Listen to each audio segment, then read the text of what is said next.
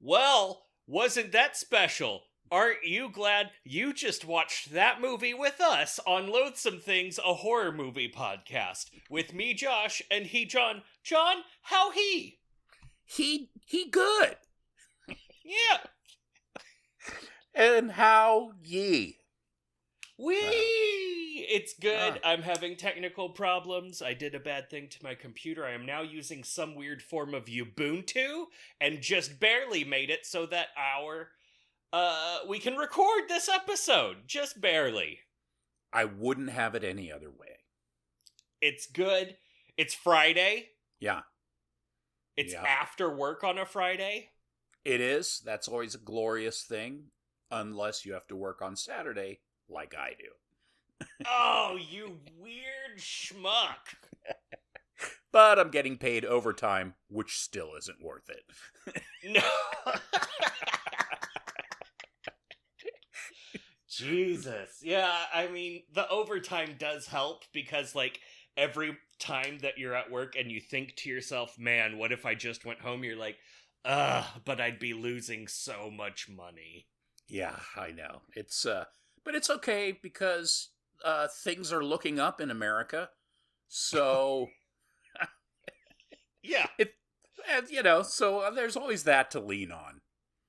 Oh, yeah. We can all be grateful to Chuck Schumer for showing us the guiding light to the future of America. And, to Elon Musk for showing us what it would be like if a, basically South African criminal billionaire took over, the world's foremost country. You know, I would have to say that I've written more letters and made more phone calls to Congress people in the last 2 weeks than, I guess I'd say ever in my life, since I'd never done it before until the last 2 weeks. Nice. Yeah. I'm guessing that with your congressperson, you start out each letter by "Avast ye." Am I right? Yes, that's exactly right. That's for the House rep that is a Democrat. For Ted Cruz and John Cornyn, our senators, I start them with "Dear Dick Eater." Man, John Cornyn has done such a good job of making people forget that he's a senator, whereas Ted Cruz just does not have that knack. Good old Ted Cruz just cannot keep his face out of things. I'm from Canada and my family hates me. My dad was an illegal alien and my mom's from Canada. If you look closely, you can see that the tip of my nose touches my chin. I look a little bit like Joseph McCarthy if he banged Grandpa from the Munsters. Whoa. And that will be forever in my dreams. Thank you. Yeah, no problem. I don't know why he talks like that, but there you go. I mean, what are you gonna do? From 2 weeks hence. Brought it back. Yeah, everyone can't wait for more.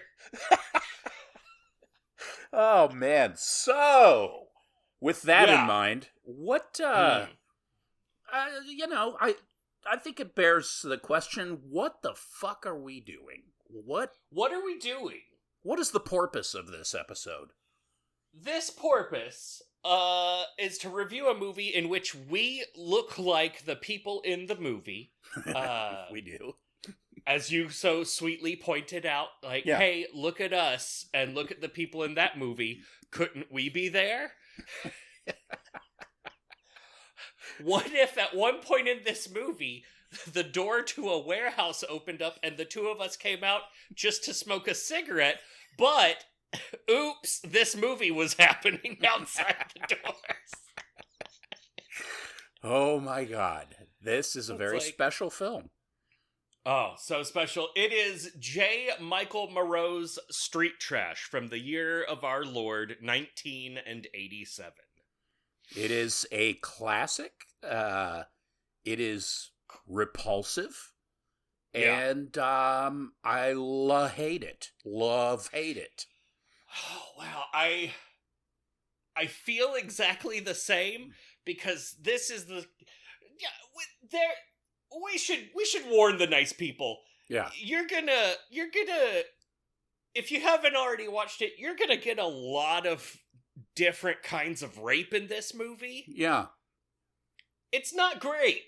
No, if you're uncomfortable with that kind of stuff, maybe just take it easy and go back and watch something like Basket Case or Basket Case 2. Yeah. That would probably Basket be Case. that's a little bit that's more going to be your speed, much less rape. Still rapey, but much less rape. Yeah. Jesus. What if only one rape instead of this movie, which has honestly an indeterminate number of rapes? Yeah. Yes. Yeah. Oh boy. Yeah. It's yeah. Woo. I don't know that I've ever seen sexual assault played quite up to this level of physical comedy. Of yuck. Isn't that funny?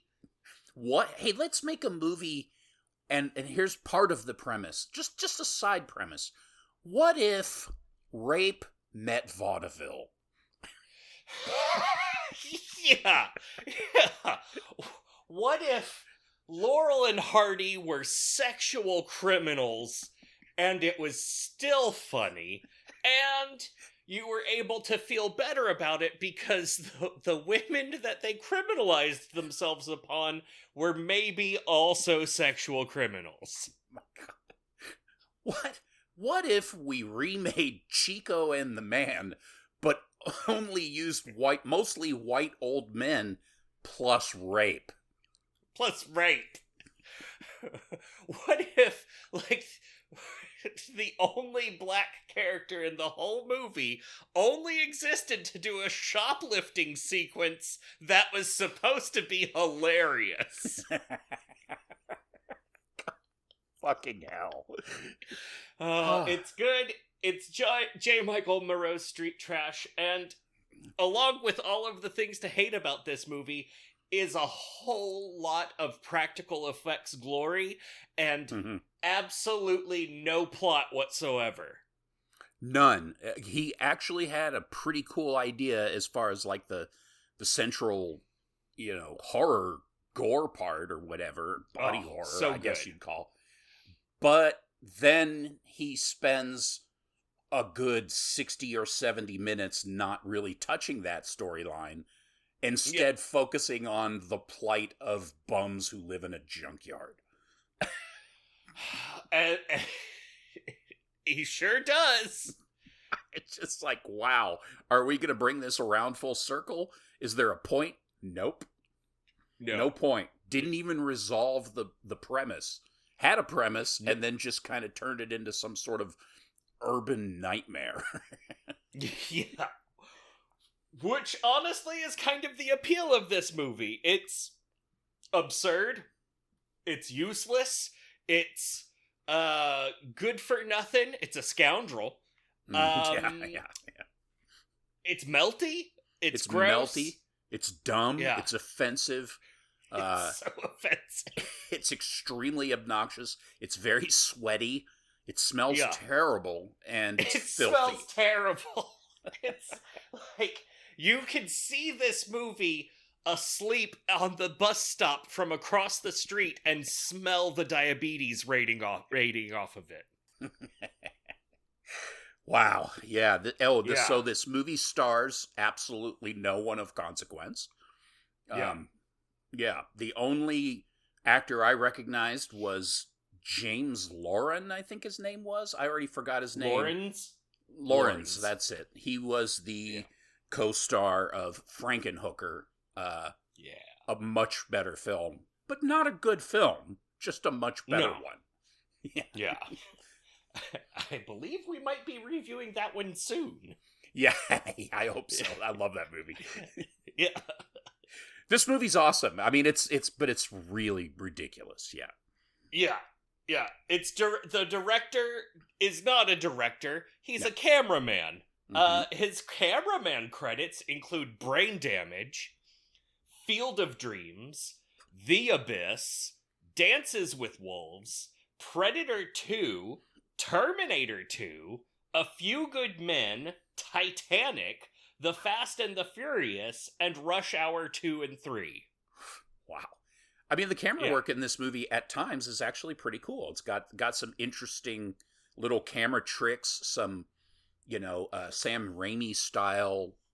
I guess in this case he's actually using a Steadicam, but very similar shot to Evil Dead 2, where the camera's like, chasing the girl through the woods or whatever. It's got some okay looking camera work. The cut that I saw, I actually saw on Internet Archive, and it looked great. I mean, the shot on 35 millimeter, and it looked halfway decent. It had some interesting lighting ideas, but make no mistake, it is disgusting. Yeah. It is. I mean, it doesn't sell itself as not being disgusting, but yeah, you're right. It looks incredible. I think he made this movie basically to be a showcase for why people should hire him to help make movies. Yeah. And I mean, good job, because, other than the horrible content, That was probably his way of badass. that was his way of making sure nobody wanted him to direct anything. Yeah. And he, in fact, then proceeded to not direct anything ever again until, 30 years later, and the first thing that he directed was an episode of, that fucking show with the family where they're all alcoholics, and I can't remember what it's called. God damn. William H. Macy? The whole family, including the children? Sleepless, or not? No, not Sleepless. That's a Tom Hanks movie. Yeah. The one that's based on the British series with the degenerate family. Exactly. I never watched the one. So, yeah, I never watched it. Yeah. It's exactly the kind of show that this guy that directed this movie should direct episodes of. It's perfect. Oh. Honestly, the first few seasons of it are great, and I would recommend it. It's a lot of fun. Cool. Possibly more fun than this movie. When this movie is on, it's on. I mean, the gore effects are great. The goopiness factor is good. Oh, yeah. And it's got some visual jokes that I thought were pretty funny. But it's a tough watch. Yeah. It's not a first date movie unless you know who you're taking on that date really well. In which case, oh man, yeah, not a blind date movie. Let's do that. There it is. Yeah, because also if you're on a first date and your date is super into this movie, that might be a red flag. I once went on a first date with a girl, and I can't remember the name of the movie, but it was a Japanese movie about a prostitute who got, I don't know, she obsessively got into really, really weird S&M stuff. And I remember the whole time watching the movie with this girl just thinking well, we're going to either have a really interesting time together or I'm never talking to her again. And how'd it go? We had a really interesting time together. Nice. Very Until nice. we didn't, and then it was terrible. Well, that is almost exactly how it always goes. Yeah, that's right. So this movie's in the oeuvre of Basket Case, and what was the other one with Plates and the guy whose pants read Dynamite? Oh God, I forget what that one was called. That was a fine film with the it was the guy with the robot kind of mecha bad guy, whatever the hell that was. I forget the name of that movie, but that movie was hilariously terrible. The brain I'm trying head. to find it now.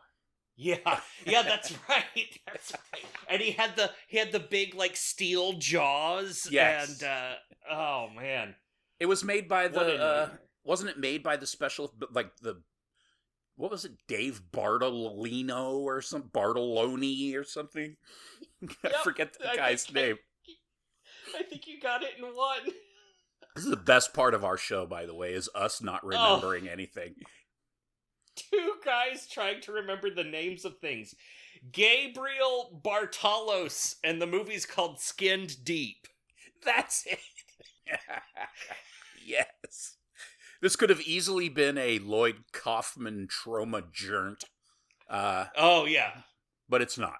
So that's good, because I fucking hate trauma movies. Yeah, I mean, this one, I will say this one's veering more towards trauma than the others in the, like, enjoyability factor. I wouldn't say that I enjoyed this as much as Skinned Deep. Skinned Deep was more comedically enjoyable, whereas this was, like, kind of a nuisance with, like, bursts of joy. Yeah, Skin Deep is definitely its own animal. And then, like if you're comparing him to Frank Henenlotter, who I'm assuming these guys had some kind of relationship since they worked together. But it's got a kind of a similar grittiness, but there's I don't know, it's weird. It's like it's more lighthearted in some ways than Henenlotter, but also like just really hopelessly dark. Wow, this movie is, and then there's just a little romance for no reason. Why not? Just a little romance between the object of everyone's sexual attraction and the person who she's sexually attracted to, which is a little boy? A child, yes. Yeah. That's correct. Yeah. You got it. A small boy. Yeah, that's good. No problem. Yeah. Well, get them tits out. Keep that pedophilia thread going. Yeah. We wouldn't want to feel bad for her. Jesus Christ. Yes. No. Yes. It's 2 weeks later. We're idiots. That's fine. That's why the people pay us the dollars. They don't. Oh, man. No, not at all. Nothing. Not a penny. All right, John, are you ready for me to go through the story beats of this film? I so am. All right. So there's a guy named Fred. He wears a hat. He's a homeless man who's what if Robin Hood in the 1980s but did not give to the poor and didn't really steal from the rich. There you go. You've got Fred. The opening credits play over a sequence of Fred being chased by a variety of people who are mad at him for a variety of reasons, including causing a car to crash and completely disassemble itself upon collision. Like, just all of the doors immediately fall off. It's great. Also, it's because he stole a bottle of whiskey, so the liquor store owner's chasing him. The car crash owner's chasing him. While he's running, he grabs $3 from another homeless man, so the homeless man is chasing him. It's great. Part of his running away is he climbs up a fire escape into the room where a naked couple is having sex, and that's a thing, and then the building is on fire, so everyone has to escape the fire apartment while they're naked, so there's a surprisingly long sequence of people's nakedness bouncing up and down as they descend a flight of stairs. Yes, there is. There are lots of flippity flop. It's flopping. Yeah. And then he gets away by climbing into the back of a garbage truck, but then it starts doing the crushy part of its business, and he gets out, and while getting out, he loses his $3 and spills most of the bottle of whiskey. Adventure complete. We're now at Schneizer's junkyard. Schneiser is an obese sexual predator who constantly harasses his Asian secretary, Wendy. Wendy, his secretary, is the object of every character's lust, though she only has eyes for Fred's baby brother, who does not bathe. The junkyard is also home to Bronson, a Vietnam vet kingpin of the local unhoused community, and his jealous queen, Wynette. Also, the kingdom that they rule over is known as Bronson's Flatbush Foot Brigade. Yep. So, that tells you where we are, but it doesn't say much about where we're going, because as far as I can tell, the Foot Brigade only take part in 2 scenes in this movie, and both of them are just real problematic. Interspersed with all of this are segments of hobos drinking fifths of Viper, which is a strange liquor the liquor store owner found in a wooden crate hidden behind a secret wall panel. Inside the crate, the packing material is hay, and some of the bottles had cracked and are now like gross and smudged, but he found some that are good enough to sell to the local community for $1 each. I think he says they're 60 years old, which, something like that. Okay. Sure. Yeah. But it turns out, we find out very quickly that drinking from this bottle of Viper causes the person to dissolve into spouting puddles of bright, colorful foam and slime. And it's tremendous. It really is. It's very bright, primary colors just oozing out of every opening, and the person's like melting and screaming, and it's pretty much instantaneous. It's amazing. Yeah.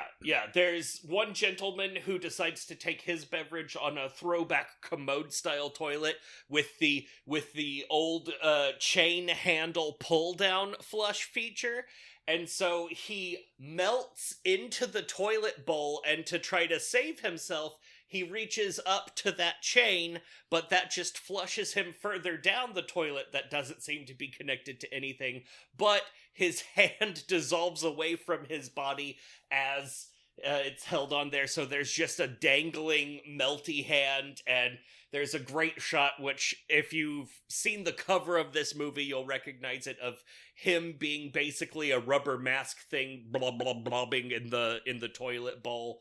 There's great shots of his legs, like his feet, disintegrating away from his legs, while blue and yellow and green splob just pours out of his pant legs. It's fantastic. It really is. Each melting scene is its own little treasure, except for the last one, which we don't get to see, but then we're rewarded with a different kind of treasure, which we'll get to. Yeah. Bill the cop gets onto the trail of the melting hobos. He goes to the coroner, who is like, oh yeah, we're finding these guys melting all over the place. Also, look at my cool taxidermy thing I make out of skeletons. It's just like, check out this dried corpse sculpture I've made in this morgue that looks like the storage room in a bad hotel in a police station that looks like the inside of a trailer. Yeah. Also, some dude in a shirt is there who apparently knows what's up with the local homeless community, kind of, and is just totally down to beat people up or whatever. It makes no fucking sense. And I like when the cops drive around, they drive around in a fucking panel truck. It's a paddy wagon, I believe, is what we're supposed to be getting from it. A paddy wagon full of hookers. Why? Who knows? And then for no apparent reason, they just pick up, what was his name? Wizzy, the old man? Yeah. And give him a shower. And new clothes. That was it. That's all they did with him. That's all they... After threatening him vaguely and breaking a window? Like, why? It mostly just seemed like he was there to inconvenience most of the hookers. This movie. Wow. Yeah.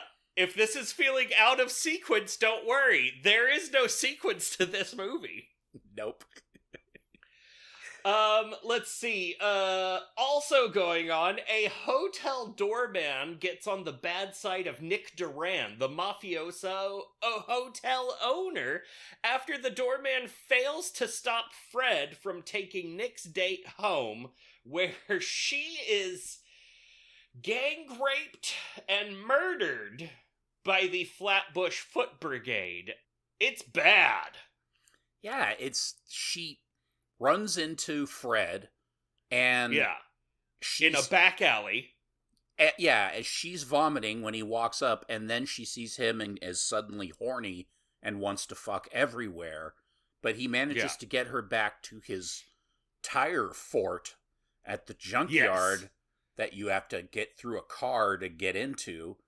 And then he wrestle fucks her on a car seat while the foot brigade shows up, and then they tumble around, and then the foot brigade tears the tires out and drags her away. Sure. Okay. Yes.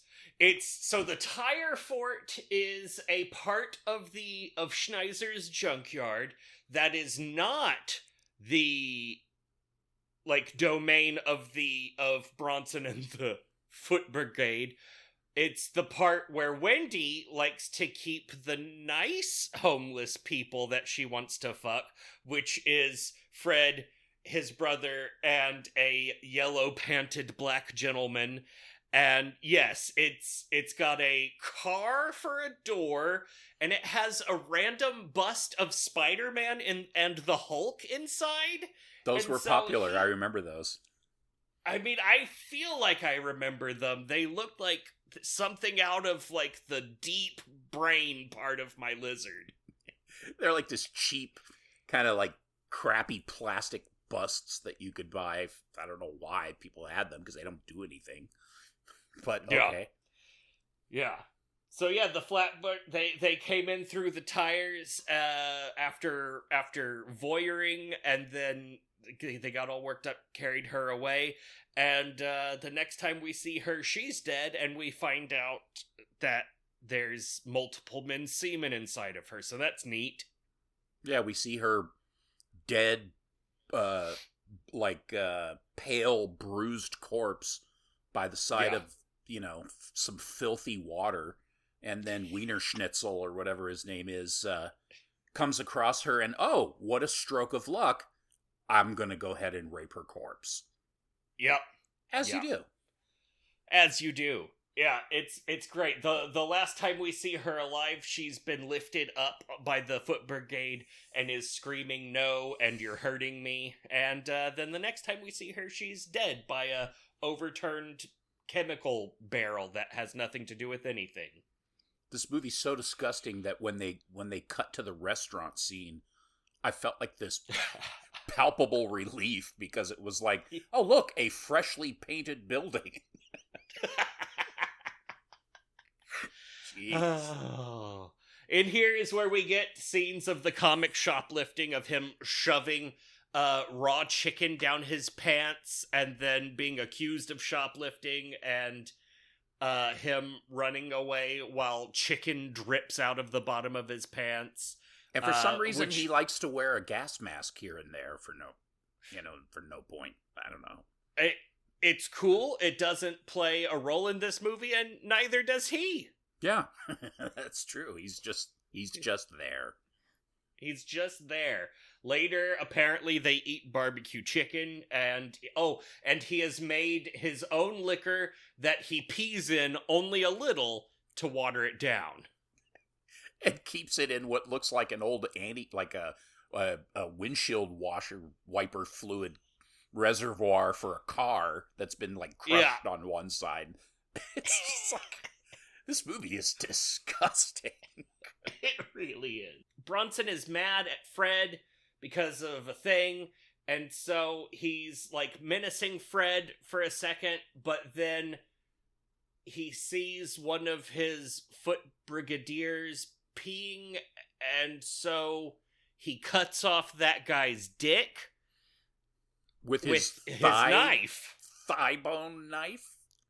Yeah, he has a giant knife made out of a human femur, he uses that to cut off the guy's dick, and then the chase Fred around scene becomes a game of let's play dick flying through the air keep away as this guy tries to retrieve his dick.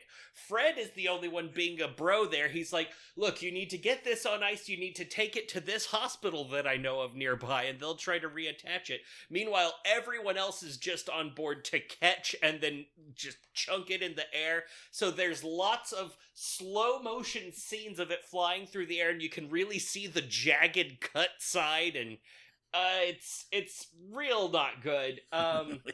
We also get Wendy having to repel Schneiser's violent sexual advances, him pretending to have a heart attack and die on her, and her being afraid that she's going to die from not being able to get out from under him, but then he was just kidding, and so then she has to hit him with very solid license plate in order to make him hurt himself. Then, of course, he comes across the naked corpse and has himself a, like, it's really terrible, but also funny in the worst way possible. He, like, looks and he's like, oh, well, don't mind if I do. And then he does the little spit a little on each hand, rubs them together, and grabs her by one leg to drag her away. God. Fucking hell. Like, how did you come up with anything so reprehensible? I'm gonna drag her. Then what we'll do is you spit in your hands and grab her ankle and drag her off camera to your rape lair. Oh man, he definitely has one too. There's one great detail of his office, and that's they have like one of those like nudie calendars with like, you know, women on them, but he's taped pictures of bigger boobs over those women's boobs. And they don't match. So there's just like a pair of giant pale boobs on a tan lady's calendar. It's pretty genius, actually. It really is. It's just like, it's not a set. That's obviously like a real junkyard office, because I don't think they had the skill to make it look that authentic. No, yeah, only a real junkyard could be that disgusting. It is disgusting. Just filthy.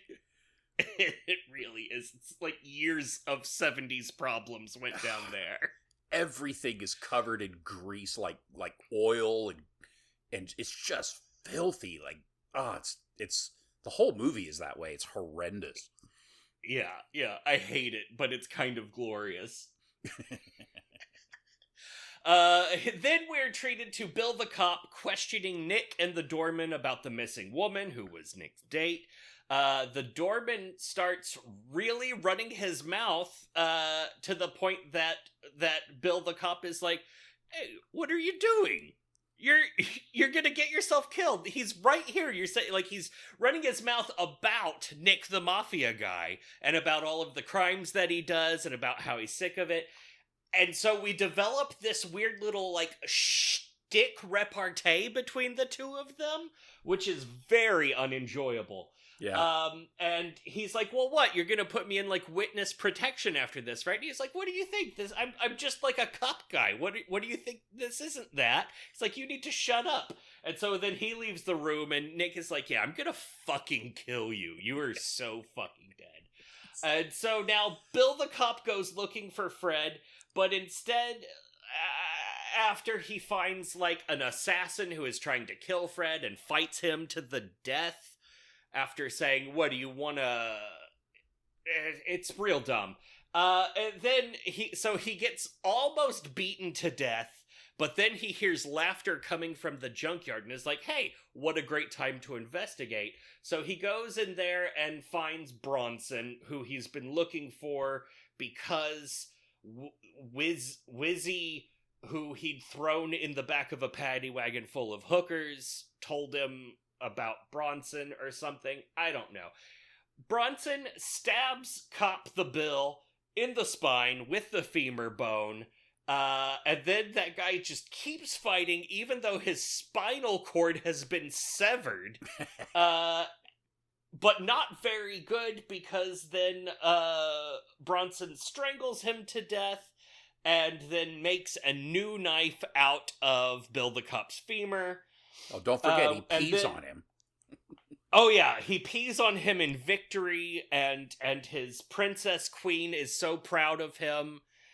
There's all kinds of gross sexual stuff between them that we haven't mentioned. Like, he's often hiding under... He has a throne, okay? An elevated throne, but it has a flap that goes over it. And so he's often hiding under the flap, just groping her or whatever. And her bras, it's just the worst thing. It's so huge. Dirty. The cups are hanging empty. Off. Yeah, it's like gray and dingy. And her underwear she's wearing, like, they look like diapers, but they're just giant, like, tidy whitey granny panties or something. Also gray and just filthy, and then she has dirt all over her. She weighs like 30 pounds, and she just looks horrendous. Yeah, it's all bad. We're now treated to another sequence of hobos drinking Viper and melting, including an obese gentleman who, instead of the normal melting, he does a lot of aggressively violent burping and then explodes. A la Monty Python, it's Watherthian. Yes, exactly. Yeah. And then of course, well, we'll get to it.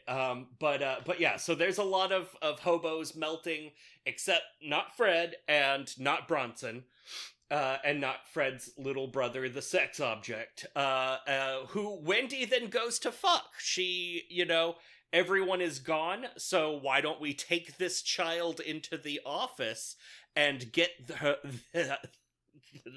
old tits out for just long enough. Oh yeah, by the way, Bronson is super into Wendy to the point that his princess is jealous and is like, "When you keep me anymore?"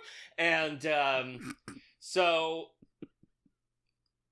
he goes in there while she's about to have sex with Fred's little brother and attacks. And then there's like a chase scene. There's a really authentic looking parts room that they get chased through. Fred gets involved.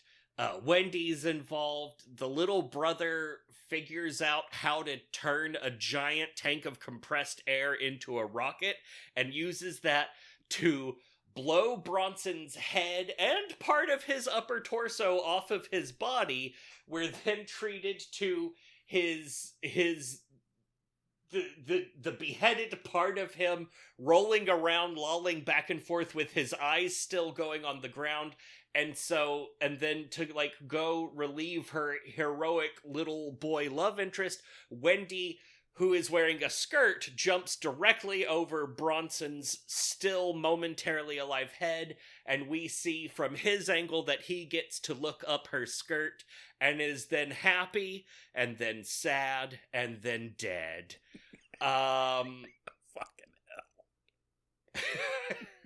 And then that whole part of the movie is over, and we're taken to a place where Nick Duran has tied up the doorman, and two of his goons together are all about to kill him, but they're still doing repartee.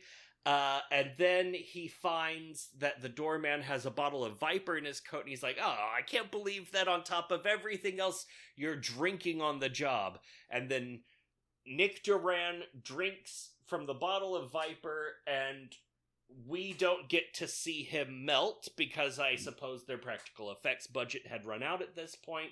But we are treated to the doorman talking about like, "Hey, now I'm the Don. Here, give me that ring before it melts," and like all of this horrible stuff. But then we get this amazing song sung by the actor who was in like Casino or something. He was in like a cool mafia movie at some point. So like him being in this movie was the big get. So he has a version of I Did It My Way that includes him being like, hey, you stupid fuck, and stuff like that, and it's actually pretty fucking enjoyable and glorious, and then it's over, and the end credits continue on, and there's this nice little line in the end credits that I wanted to highlight. It says, "Thanks, Anita, for taking me to see I Drink Your Blood when I was 6." Movie over. Oh, that was so nice. Yes, thank you, Anita. Good. Yeah, thank you, I guess. This fucking movie. Yeah, I'm sure Anita felt real proud. She was like, oh, good. The movie's so good, somebody decided to remake it. Why? It hasn't gotten good reviews. It doesn't look good. I don't know why that, like, okay, whatever. Why bother? I mean, it's there's nothing to remake. It's pretty much said everything it needs to say. It's already about 30 minutes longer than it needs to be. It's yes, really boring at times, unfortunately, because when it delivers, it's way over the top. But man, there's just, it just goes on and on, like the whole Vietnam vet, like the Bronson flashback subplot where we see, you know, what he did in Vietnam and stuff. Who fucking cares? Why does that matter? It has no relevance at all, and it's not interesting. It's not interesting, and the actor who plays Bronson was cast 12 hours before they began shooting, and he was given his lines on a per-scene basis and didn't read the script until after he'd finished. And so the whole time he was doing this movie, he didn't know what his character was or what his motivation was or, like, anything. And guess what? It didn't matter at all. It didn't matter at all. But yeah, like, it's like he saved a Vietnamese lady from Vietnamese men, and that's why he likes Wendy? It's real not okay. Yeah, I don't know. It's like we see it as like a dream sequence, I guess. And yeah. But okay, sure, whatever. Yeah. Yeah, what are you gonna do? Yeah, sometimes he's just, like, going on, like, talking about we used to do the things, and we find out that he was, like, dishonorably discharged. It like, the level of, like, things where there is a storyline and character development are real weird, and, like, why did you pick that? Like, why didn't you just lean into this doesn't make sense? It just, I mean, the whole premise of, they drink this tainted alcohol and horrible things happen, there's no conclusion to that. It's just part of the movie. It's not even really what the movie's about. The movie's just about a bunch of bums who live in an auto junkyard in Flatbush and have some sort of weird hierarchy. That's basically what the movie's about. It doesn't it doesn't go anywhere. There's no resolution as far as, like, the Viper wine or whatever it is, where it came from.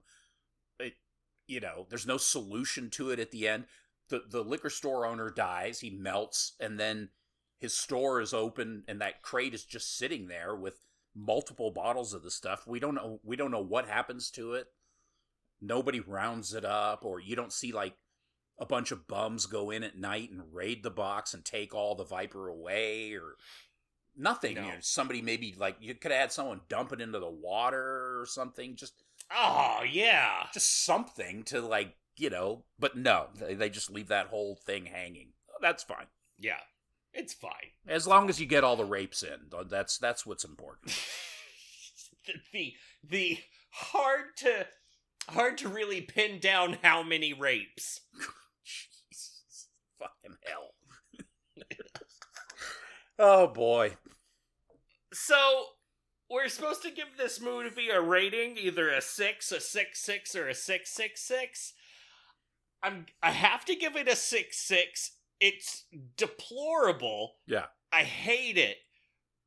But the peaks of glory that it achieves is also really, like, just top notch. So for me, it's a 6.6. Yeah, I'd give it a 6.6 too, because I just can't, in good conscience, give it a 6.66.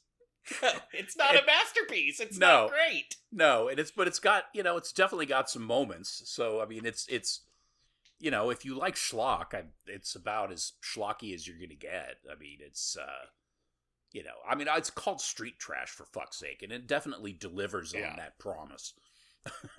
But yeah, as bad as it is, it could have been better and still been really tacky and just there was no reason to class it up. I'm not saying that, but they could have at least attempted to have the story go somewhere, but that obviously was not important to anybody.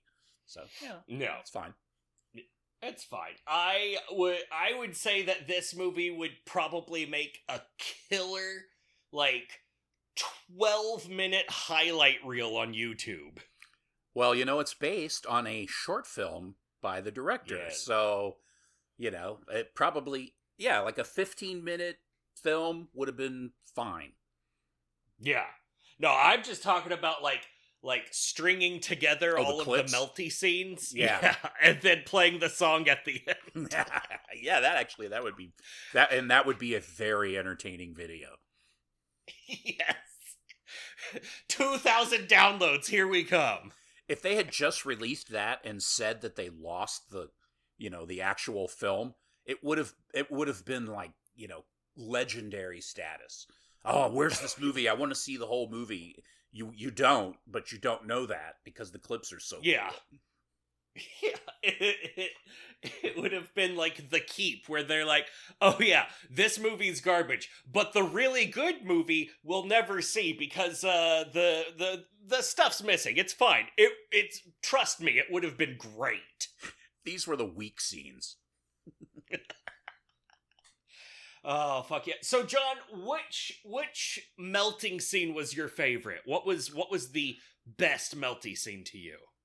Probably the first one, the toilet melt scene. I like that shot particularly because you see the bum walk into this. I mean, it was filmed in '86.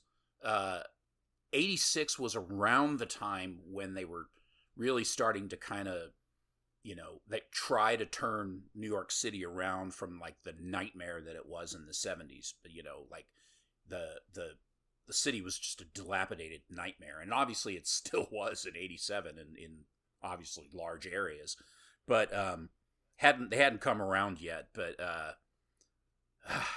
yeah, wow.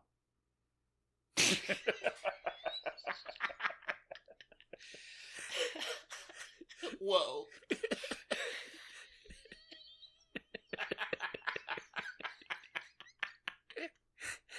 Man, you said it. I just ran out of steam there. I was just like, it doesn't matter. No more words.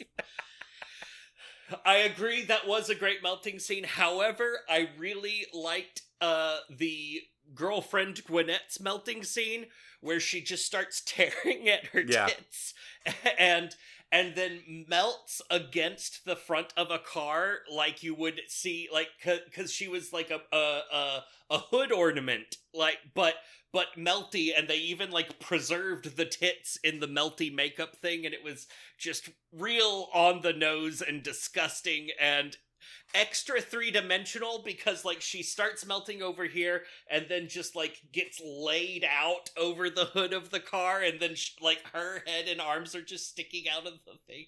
It's fantastic. I enjoyed that so much. Yeah, visually that was a good one. I know what I was going to say about the first guy. Yeah, there when he goes up to that, he walks up to this, I don't know what it is, I guess it was a house. It's so completely destroyed, you can't even tell, but basically it's just the whole a bathroom shot, now. Yeah, the whole shot is basically the door to the house. So he walks up and kind of looks around. He's got the Viper. He opens the door, and then the camera pulls back, and the only part of the facade of the house that's left is the door. And he he uses the door to go in, but there's no other part of the house. I thought that was kind of funny. That was pretty good. Oh man, yeah. It's he definitely has a cameraman's touch, because there's some really well framed shots. Like it's a visually compelling movie. Yeah, like the He just 360 vertically 360 like shot where you see the store owner facing Fred, and it like goes yes. all the way around, so you see him upside down, then right side up again. That was a nice shot. Yeah. Even his weird Apocalypse Now stuff was shot well. It Yeah, just was like, why am I looking at it? it just doesn't need to be there. Neither did that Yeah. round camera shot, but it looked cool. It looked cool. What was so? Hey, Yeah, and that was. Yeah, I'm trying to think of some of the other goopy scenes. What was the? There was the. It was Wizzy when he's like the sound effects when he was just like, and then there was nothing left but just like this empty rubber face melty thing that was somehow still vocalizing. That was amazing. yeah, that was good. There's also the guy up on the fire escape who most of what we see of him melting is like foam shooting up out of the empty toe of his shoe. That's right. Well, that cat's just sitting there. Yeah. And he drips enough on a businessman down below that guy also dies. I was like, yeah, that's pretty good. Yeah, that was good. I just remembered there was that bit when the cop beats up the mafia goon in the bathroom, and then he like, to punish him more, he vomits on the guy, like sticks his fingers down his throat and vomits on his face. It's like, why? Oh, yeah. He's the most horrible cop ever. Oh yeah. So what he said to that guy, so that guy's there to kill Fred, and then the cop shows up and he was like, "Do you want to go to jail or do you want to die in combat?" And the assassin guy's like, "Meh, whatever." And then he like puts down his gun and they fight. What? He looks like he looks like a more burly version of Brian Dennehy. Nice.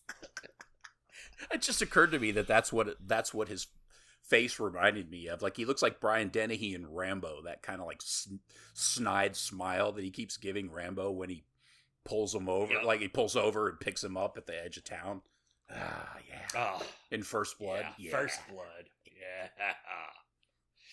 I will also say this movie has a like top rate prop with that bottle of Viper. Like that's a cool prop to have for your like shelf of asshole stuff if you do a YouTube. Yeah, I'm gonna wear my my pendant from To the Devil a Daughter and drink Viper. Oh man, I am gonna be like, oh yeah, all of the characters in this movie were 14. I didn't, and I just want to report that I did in no way search online to see if I could find one of those pendants. And I'm sorry to say that I could not. Oh no, even on Etsy? Oh, that Couldn't means find we them. could corner the market. I know. We could do those, and we Yeah. could totally like make Viper bottles too. Nice. Yeah. Yeah, it's just print shop. It's a real basic label. It'd be the best Halloween costume because you could just go to a thrift store, buy the ugliest suit, rub dirt all over yourself, and pour paint all over, and then just make your own Viper bottle. Oh, and everyone would get it.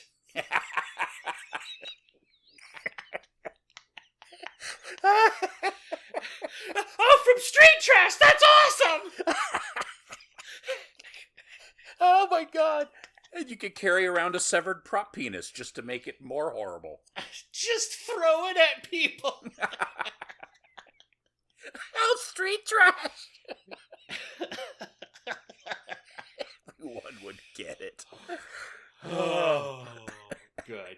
John, Yeah. what else have you been watching that wasn't this movie? Oh, well, I finally watched The Substance, and that is something else. That just gets grosser and grosser. It's amazing. Oh man, talk about gratuitous nudity too. I was just like, wow, this is the most nudity I've seen outside of porn. Oh man, I mean, it just that movie is unrelenting, man. Yeah. I really liked it. I mean, And, it's good. You're right though. Like compared to Mads, because you had seen it right around the same time that we were doing Mads, and we had talked so much about how Mads is, like very kind of artistically done and has subtleties to it, and then how an American movie, or I think it's American, like The Substance is just so like everything is in your face. But I mean, of course, it was meant to be that way, but still, it very much was. But man, the effects in that movie are so good. oh yeah, that when the boob thing pops out and plops onto the floor, I was just like, oh, I am so happy. Man, I mean that movie. They did not spare a penny on the gore effects or on the gross out body horror. I mean, that movie. It's very rare for me for a body horror movie, especially one with a budget, to actually make me uncomfortable. That movie made me uncomfortable. Yeah, I did not feel okay in my skin during significant parts of the end of that movie, and even all throughout. Like, they really, the going in through the infected spine hole, that, I did not like it. No, over and over, and the sound effects and all, just it was that they did a fine job. So I saw that. The only other, I guess, stuff that I would mention, I just finished an audio book. It's the latest book by this author. I think he's Canadian. It's a pen name, but he goes by the name Nick Cutter, and he writes he writes other books under different names. They're making a movie out of his first Nick Cutter book that's called The Troop. That's kind of like his most well known. And that book is fucking awesome. And apparently it's like a Hollywood movie, so it's actually going to have a budget, which I forget who's making it. I think James Wan is associated. So it's going to be disgusting. Yes. I mean, that book makes me uncomfortable. And so his latest book is called The Queen. And I think it's my favorite book of his. The last book that he did was a collaboration with another author named Andrew Sullivan, I think his name was, or something like that. The Handyman Method, and it was okay. I kind of was like, well, that sucks, I all of his books are pretty disgusting, and that book had some gross out body horror stuff in it too. But The Queen, man, Queen is like the ultimate disgusting. I mean, it was a really cool book. So I just finished that today, and that was kick ass. Fuck yeah. Yeah, I'm super excited for whatever comes next and that movie. But how about you? What stuff did you ingest? Not very much. I did watch Control Freak. It's on Hulu.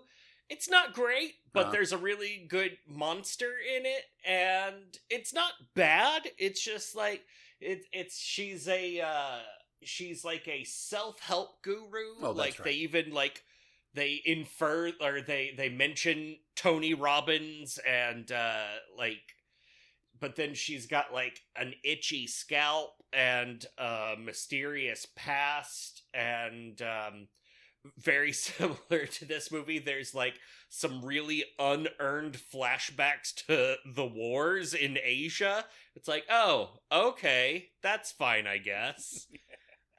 Yeah, I watched the trailer, and I'm planning on watching it. I just haven't seen it yet. But yeah, it's worth the watch. Just don't go into it with like, oh, this is gonna be the new great thing. It's perfectly fine. It's just a little like hard to connect with. Like, how are you, like, it's about a self-help guru who teaches good habits, but she has a bad habit. Okay, that's fine. Yeah. I saw an article, I forget where, there's something online that was recommended to me, from like Google News or whatever. And it was just a list of some of the horror movies that are coming out this year. And there was quite a few movies listed on there, but there was like 4 or 5 that I wrote down that actually look like pretty promising. So nice. Yeah, I'm pretty psyched about a couple of those, but I haven't watched any of them yet. I assumed I could probably, borrow them from places. Yeah. Do you remember what any of them were called? Yeah, there was. I know that one of them, at least one of them, has been out for a while. Because I had already read about that one before. It's a French movie. That one is called Red Rooms, about a woman who becomes obsessed with a serial killer that's been captured. And she kind of becomes obsessed with him and his crimes and kind of like the mindset of what it would take for him to do all this stuff. It's kind of an art house film, but it's supposed to be really good. There's a ghost story called Presence with Lucy Liu that actually looked kind of interesting. Oh, hell yeah. I was like, oh, okay, cool. There's that. I don't know if it looks very good, but I kind of want to watch it anyway. That Sophie Thatcher film called Companion. The trailer looks kind of interesting. It looks okay. Yeah. It could be bad. Nick Frost has one coming out called Getaway, the guy from Shaun of the Dead, the other, like not the main guy. Yeah. And then, which actually looked pretty good. And then there's a pretty cool film called The Damned, or looks pretty cool, about a bunch of, it's like a period horror film where a bunch of people are like on this, I think they're on an island and there's some sort of like supernatural weirdness going on with a shipwreck or something. It looked pretty cool. Nice. So, I don't know. A couple of those might be good and they might all be shit. I don't know. Shite. Yeah. And then I started... Nick Frost has been killing it on horror movies lately. Yeah. Yeah, it looks good. I mean, it's very Nick Frosty. Oh, yeah. So frosty. Stay frosty, Nick. Oh, dip your nuggets in a Frosty. Oh my God. Yeah. So I'm sorry, I totally cut you off. You were saying something else. Well, I started something else, and then I decided that that something else was going to be our next one. And I also decided that I was, in this case, usually I like to watch them first, just in case they have, like naked 14-year-olds in it. But I'm fairly confident that this movie will not have that. But I guess I'll go ahead and say what it is. But it's we just did Street Trash, and Street Trash Hell yes. Very schlocky and very B grade, and sometimes it's fun to mix it up and then go in a totally different direction, which I thought would be a good idea after doing Street Trash. Kind of a palate cleanser. So what I decided is, no regrets. I forget when it was made. I think it's 96 or whatever. But anyways, the movie that I decided to go with is called Ticks, and it stars Clint Howard. Seth Green. It's got Seth Green in it, too. I wanted to go with something elevated, Man, did you ever go with one? I have thought about picking that movie so many times. It looks so bad. Have you seen it? No, I only saw part of it, and then I was reading some stuff about it online and saw some shots from it. It was just like, oh, I'm doing that. Oh, man. Did you ever see the one where it was mosquitoes that came out of, like, a mine in the desert? I think so, yeah. Kind of like that. It's worse than that. I saw a picture of some raggedy old man with a giant tick on his face, and I was just like, yes! Oh, we're doing it. Oh, man, I have such good personal stories to share for this movie. Oh, good. It looks terrible. Okay, so, yeah, I'm totally down. Let's do it. I don't remember the director's name, but yeah, it's like 1994, 1993, who knows what. Yeah. Tony Randall, I think his name is. And Tony Randall? Randel, yeah, if I remember correctly. Seth Green is in it. There's a lot of people in it, actually, which is kind of weird. Yeah, I think it was like right before they like took off, But like how Jennifer Aniston was in the first Leprechaun movie. Yes. Yeah. I mean, it's got Clint Howard. How can you go wrong? Can't go wrong with Ticks. It's a great song and it's a great movie. Oh boy. Well, before we wrap things up, John, did you rewatch Don't Look Now? No. Ah. I forgot to. It's okay. If you had to give it a rating out of 666 or 666 based purely on memory, what would you give it? Well, I mean, I've seen it a million times, and I fucking love it, so I'm giving it a 666. 666 from John. I am reversing my order, and I'm giving it a 66. It is great, but it's so long, and like, so much of that movie has nothing to do with it, but it's like... I went back and watched it, and watching it now after, like, having done this for 100 episodes, I'm like, oh, okay, yeah, it's just doing 70s stuff, and then they kind of threw a horror movie scene on at the end. Yeah, totally. It is kind of long, I guess it's true. But I mean, that's pretty much the reaction you had before, if I remember correctly. That there was stuff you liked about it, but that it just went on for too long, which, I mean, you're not wrong. It does go on too long. It does, but I also like pussied out and I gave it a 5 out of 5 just because I didn't feel up to giving it a lesser one. So I'm going back and I'm rectifying that and also ruining it by using a stupid word like pussying out because I guess I'm an alpha male or something all of a sudden. Oh shit. I'm so good. I'm hanging out with Andrew Tate. Andrew Dice Tate. Andrew Tate. Oh, yeah. Let's get arrested in Europe. Fuck, God damn it. So for that, one of the things that we've been failing to do is to talk about which movie we're going to revisit in the next episode. Yes. So I want to rectify that one. Yes. So for next episode, we're going to be revisiting David Pryor's The Empty Man, which perfect. I believe you can still catch on Hulu. Okay, cool. Yeah. I saw an image from it today, as a matter of fact, like the one, where you see the skeleton thing. Oh, yes. And I forgot that was, that was the next one that would be lined up from the original first few movies. Yeah, original Hundo. Yeah. And I was thinking, oh yeah, I want to watch that again. So now I get to watch it again. Ayo! It's a fine film. It's fine. It's fine, I guess. Yeah, it's fine. I mean, that girl's got weird hair. What are you gonna do? Hey, yes. Oh boy. Good. All right. So join us in 2 weeks when we watch Ticks. That's right. Short-term memory. I have some. The wonderful Clint Howard starring in Tony Randall's Ticks. Yes, go out there, find it. I'm sure it's on, like, the Roku channel or something. Tubi has it. Oh, yeah. Yeah. I bet Pluto has it. You'll find it. It's fine. Yeah, I'm sure it's probably, but, you probably find it on fucking YouTube, for that matter. Oh, that's a good point. I bet you can. Nice.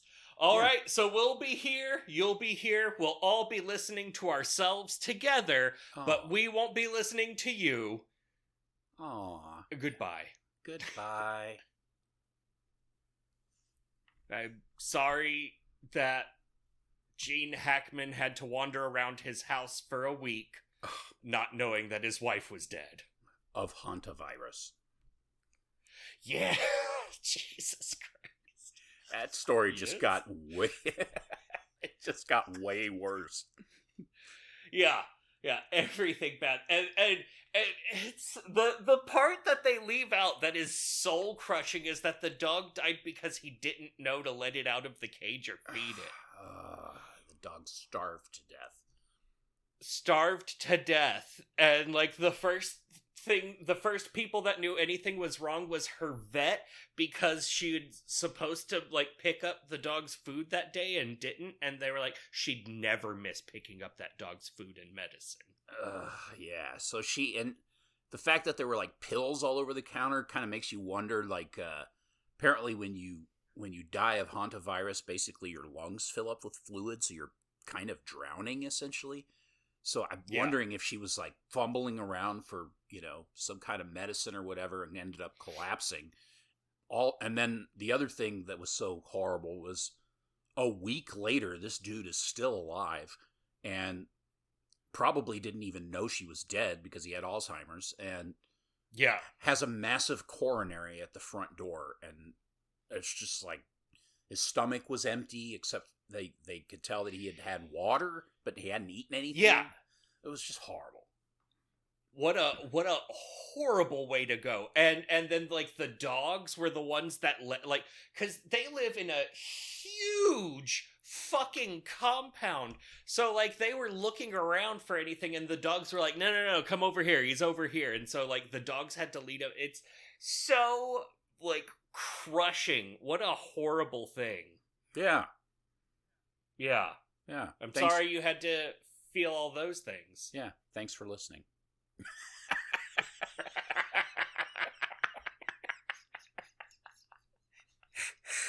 Whee! Good. All right. Well, I'm going to stop recording. Probably for the best.